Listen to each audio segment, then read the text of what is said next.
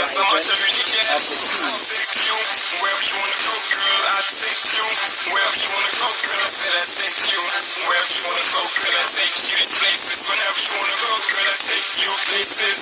You never been, I take you places. You never seen, I take you places. Straight for free, I take you these places. Alright, that was Young Easy over 12 years ago, right? Uprising of the T's. The start. David J. Timothy, who was known by several aliases, was birthed on the 15th of January 1987. In the early 2000s, he quickly began to earn some reputation on the streets of Trinidad. He was living in the San Juan area in the El Socorro zone, to be specific, known on the street by one of his first alias as Lloyd Banks. He was known for the ability with the chicks. As most young boys his age, he was having a time running game wherever he went. Lloyd was a name that got stuck on him, by one of his enemies, who at a later date would be the one to stab him twice in his face after a one-on-one fight in their neighborhood. Right, and if you could see the mark, right, there's a 5 stitch now, but you don't know about these things. Listen, on the streets of El Socorro, San Juan, the name David was unheard of, and instead Lloyd was the only name he was called by, or Banks, a name taken from the famous Lloyd Banks, a member of the G Unit. Not the G Unit that would later be formed in the Uptown area of Port of Spain, in the streets of Trinidad and Tobago, but that of the famous rap group in the mecca of hip-hop. Lloyd was at school at that time and running game there as well. Getting vice in school and in the streets was something he was too used to. It became a daily and nightly routine. Lloyd was new to Sour because he had left Carnage a couple years prior. He was introduced to the streets by Stephen, aka Douglas, who was his riding partner. He had come to know Stephen through his dad. His father, Derek Timothy, had thought it wise to introduce his sons to this kid who knew his father. You see, while they resided in Carnage, his father would be working for his parents, meaning the father's parents, or for Lloyd's grandparents, who used to live in Six Flag Drive, where Stephen would stop by and chat with him daily. The first time they met, they clicked off the bat. Before this, there was no Lloyd or Banks, just David, and well, because he did not know anyone, he never had a reason to lime on the streets. The first time the two limed, it was in front of Lloyd's house, and Lloyd was preaching to him. The sermon was no sex before marriage. Later that day, he would be taken to the alley for the first time and introduced to his peers and the run-ins of who was who. The duo grew tight on the streets, and although there was quite a few small teams around and other members to their team, the two were said to be brothers. When you saw one, you saw the other.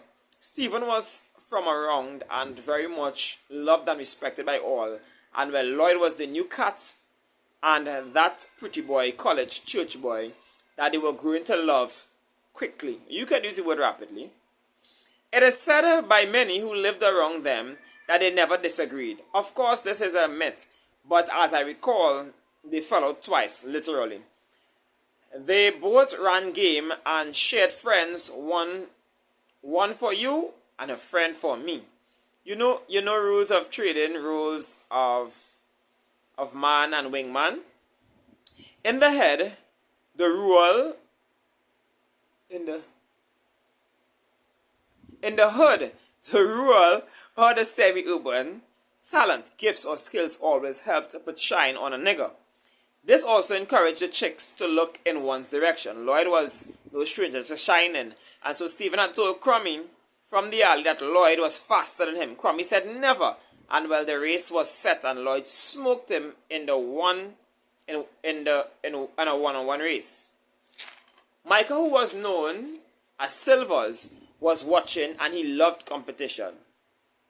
He said Lloyd could not beat him. Stephen was enjoying this, and the words on the mark, get set, go was heard, and that evening several times. People the writing very scrappy, so forgive me, right? The race started, and Lloyd was in front, but he could not put further distance on Michael. They ran again and the result was the same in more than one way.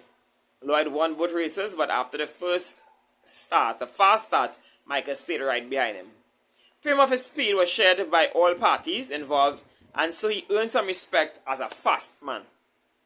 Lloyd was going to school early, where he could make out with chicks and enjoy vice long before that the school bell rang.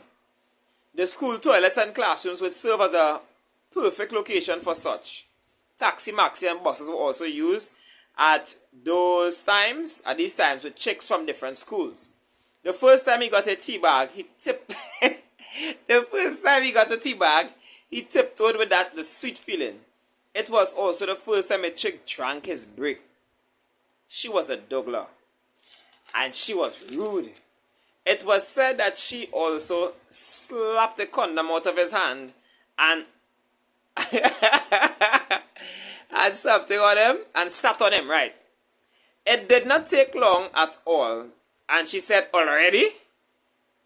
He would later make her his girlfriend and it would be an open relationship.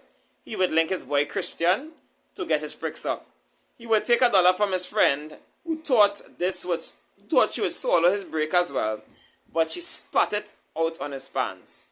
In school, however, he was just David, or Muff Boy, because of his haircut, which included 2 muffs and a side part. You all ready for this type of conversation? This level of truth?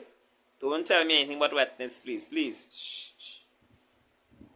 The Muff Boy story follows a part of School War, which turned to schools at war, but this story will be viewed a little later. You see, David was a church boy, and well, he had no choice, and even if he did, he would have still gone. It was a part of his life, and he enjoyed going. He really enjoyed meeting up with his friends. This was once in every 7 days. You know how it goes. Throw a crowd on an island for a week or a month. The lions will gather, the wolves will gather, the same for the chickens and the snakes. So he was aligned immediately with other wet men, and well, stories were shared by everyone, and it was who had the better or best stories. The unspoken competition would cause each person to improve their experiences. One Saturday, he was just sitting alone behind the church when a friend would check him. He said to him that there were some chicks who were hot and looking for it. He asked Lloyd whether he was up for it. Being a wingman, I guess. He had never done this in church before, so he felt the challenge energy run through his body. He did not know who the chicks were or what was about to go down. He said, "I'm in," and his friend went back, told the girls, then came back and called him. It was a 2-on-2, and kissing and touching started. David was no stranger to pulling out his thumb, so he zipped his pants down, and the chicks began stroking him, and then they took turns going down on him. His friend got some stroking too, but no head. They just did not feel that vibe. One said, "Look at it." Look, it getting bigger and bigger. And when it was time to break, he came on the church bulletin. His friend was asking the chicks to go down on them, but at that time, Lloyd was very uncool with such behavior. It was a massive no in his books. Before they could finish, his friend went and sold him out because he got sold. So David just got out of the area before the adults could come. The following week, he returned to church with the holy look, smiling and saying good morning and happy Sabbath, knowing that the parents already knew. An adult called him and asked him about it, and asked him what sort of, oh gosh, we had to pause here to find the rest. I had to find the rest in our next book. To be continued.